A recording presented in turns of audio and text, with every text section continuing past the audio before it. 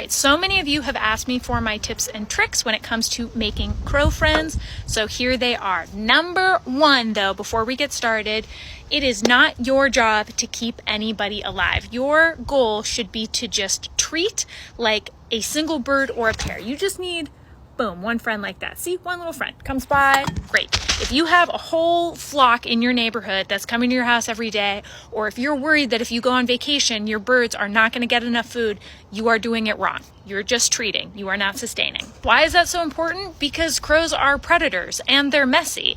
And being a predator in a neighborhood ecosystem is totally fine. It is a normal part of their behavior. But if you're over supplementing them and you're bringing too many in that wouldn't normally be there, then you're going to cause problems. Okay, are we in agreement about the ways to ethically do this? All right, let's get to the fun stuff. Okay, tip number one is to put the food on an open surface. You're not going to feed them like out of a bird feeder.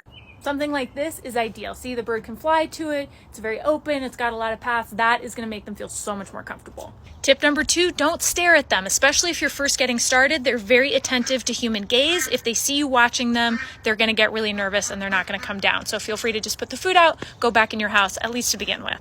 As far as what to feed, nuts are a good option as long as you don't have to worry about anyone in your neighborhood with nut allergies, because they will, bury them over the neighborhood.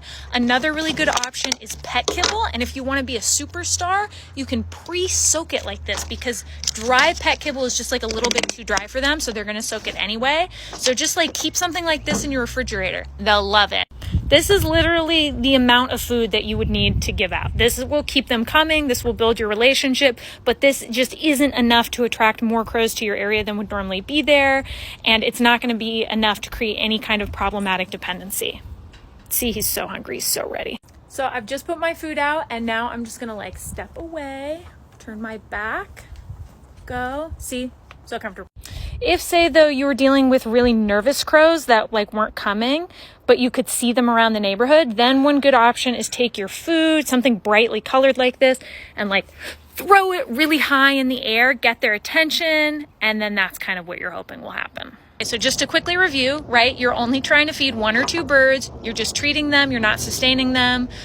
Feed them in an open area where they have a lot of escape routes. Feed them foods they like high quality proteins or soaked pet kibble. Don't make eye contact when you're first getting started because that will scare them. And worst comes to worst, throw the food really high and visibly in the air and then go in your house. Good luck.